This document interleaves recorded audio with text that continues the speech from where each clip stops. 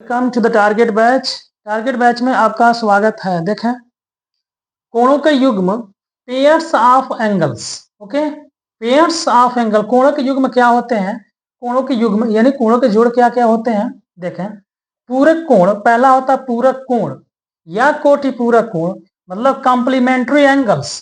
तो complementary angles या पूरक कोण क्या कहलाता है?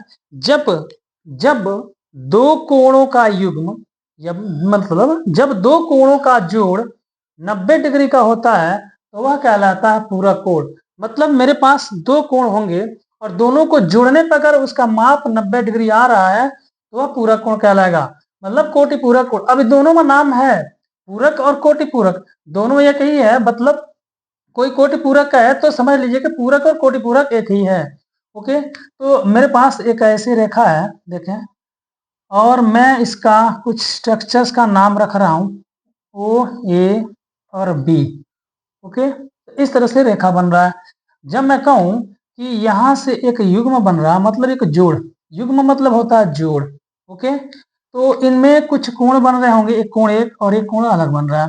ओके, तो जब इन दोनों कोणों का जोड़, अगर इन दोनों कोणों को मैं जोड़ूं और जोड़ने पर कितना डिग्री हो, 90 डिग्री होगा, तो वह कोण कहलाएगा पूरक कोण। मतलब अगर ये x है और ये y है तो लिखेंगे, ऐसे लिखेंगे कि ए ओ बी, कोण ए ओ बी बराबर होना चाहिए कितना, 90 डिग्री।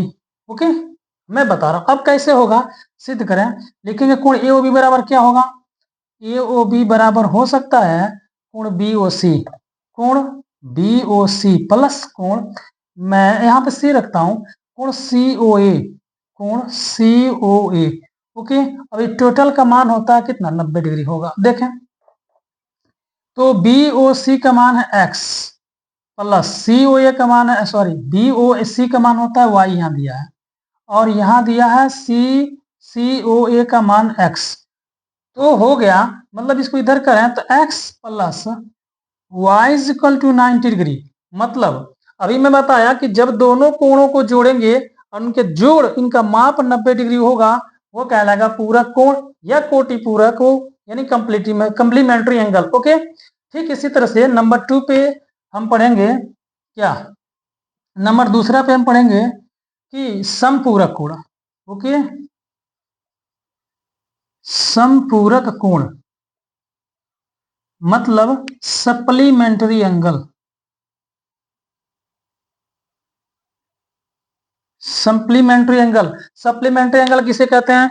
जब दो कोणों का युग्म 180 डिग्री होगा वह सप्लीमेंट्री कोण, हाँ, सप्लीमेंट्री एंगल कहलाएगा। ओके, देखें, एक ऐसा रेखा है जिस रेखा पे कुछ पॉइंट्स इंडिकेट किए गए हैं।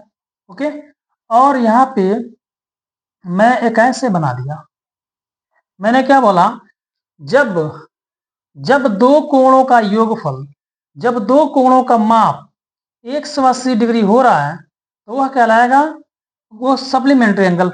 मतलब अगर मैं इसको कहूं, यहाँ सी रखें, अगर मैं x कहूं और इसको y कहूं, तो हमें बताना है कि कोण ए ओ बी बराबर होना चाहिए 180 डिग्री। ओके, तो देखें, दोनों को जोड़ते हैं, लिखेंगे कोण ए ओ सी, कोण ए ओ सी प्लस कोण सी ओ बी, सी ओ बी बराबर कितना, 180 डिग्री। ओके, तो ए ओ सी कितना, x डिग्री लिखा है, और सी ओ बी कितना है, y, मतलब टोटल 180। तो इस तरह से मैंने बोला कि जब दोनों कोणों का योगफल, जब दोनों कोणों का योगफल 180 के बराबर होता है तो वह कोण कहलाएगा सप्लीमेंट्री एंगल या समपूरक कोण। ओके, तो इस तरह से हमने सीखा कोणों के युग्म में दो प्रकार के। फिर उसके बाद से हम सीखेंगे रैखिक युग्म। ओके, रैखिक युग्म में देखें कैसे कहते हैं।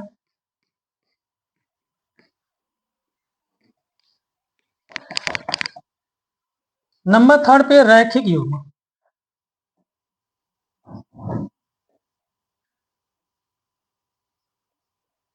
रैखिक युग्म। Okay, adjacent angle, adjacent angle. Okay, adjacent angle किसे कहते हैं? यानी जब दो कोण जुड़ते हैं, दोनों कोण कब जुड़ते हैं, एडजेसेंट एंगल कब होता है, उसका कुछ पॉइंट होता है, जब दोनों का शीर्ष उभयनिष्ठ हो। ओके, अगर मैं यहां एक रेखा बनाऊं जिसका नाम मैंने रखा ओ ए, और मैं एक और रेखा यहां से बनाया और एक और बनाया। ओके, चल रहा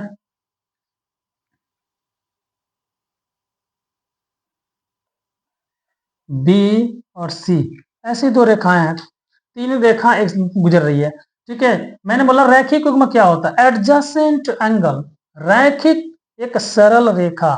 ओके, तो सरल रेखा तो बनेगा ना, तो सरल रेखा बनाने के लिए आपको पूरी एक लाइन लेनी पड़ेगी। ओके, सरल रेखा बनाने के लिए एक पूरी एक लाइन लेनी पड़ेगी। यहां ऐसे होगा, ओके, ए ओ बी, ओके, देखें, और यहां से एक और लाइन गुजर रही है। ओके, तो सेम होगा, रैखिक में उसी कहते हैं जो इसके पहले हमने पढ़ा था, लेकिन इसका थोड़ा अंतर है।